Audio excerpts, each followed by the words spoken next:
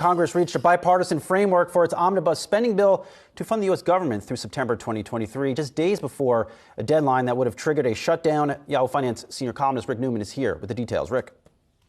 Right. There's not going to be a government shutdown. Now, this is not a done deal yet, but the Congress is going to fund the government. Looks like they're going to fund it all the way through the end of the fiscal year, which would be through September 30th.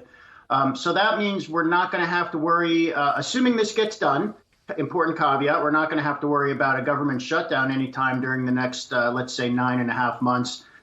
So here's what is likely to be in that final bill, and here's likely not to be in that final bill. It probably will include the $37 billion in additional aid for Ukraine that President Biden wants, and also this thing called the Electoral College Act, or the Electoral Count Act, I think it's called, which would take away the ability of state legislators to challenge federal elections, which is important for 2024, so we don't see a replay of 2020 when Trump tried to challenge the election. But what is not in there? The Safe Banking Act looks like it may not end up in. That would help finance cannabis companies. Looks like it may not happen. We probably are not going to get a debt ceiling extension in there, so we may have to fight that battle next spring or next summer. And then there's been talk about some tax provisions, perhaps a child tax credit in a new business tax break. Look like they will not get in there. So doesn't mean that stuff won't happen in 2023, but that tells us what the agenda might be in Congress next year.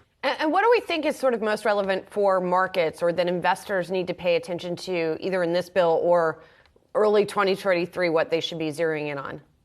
I think two things: no tax changes. So there are not going to be any tax changes that affect corporate profits, whether positively or negatively. And then this debt ceiling problem. So the federal borrowing limit is going to have to be raised again. We know how this goes. Republicans sometimes think that it's good politics for them to threaten that they're not going to agree to extend the federal borrowing limit. And then we have this showdown that sometimes goes down to the last minute. Will the Treasury be able to pay its bills or not? The debt ceiling has always gotten extended before. And this has not really worked for Republicans, but they are going to control the House. So if they just want to cause trouble and muck things up, they're going to have the ability to do that next year. Rick, while we got you, even more news from Ron DeSantis and one of the bills that we're tracking there. What's the latest? This is not a bill. It's a survey the Wall Street Journal just did on likely Republican primary voters.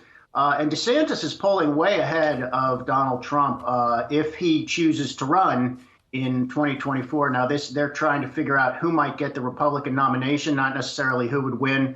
Look, this is all way premature. I find these polls, more than a year ahead of the actual elections kind of tedious and pointless. But, it's obviously a parlor game and among people who follow politics. So DeSantis, the Florida governor, clearly, I think, the front runner at this point. Donald Trump's political future, it looks very grim. He's the only announced candidate for the time being, but he is in a bad spot, and his fortunes are probably going to get worse as his legal woes multiply and other things go wrong for him. So just watch DeSantis. Indeed we will. Yahoo Finance senior columnist Rick Newman, thanks so much.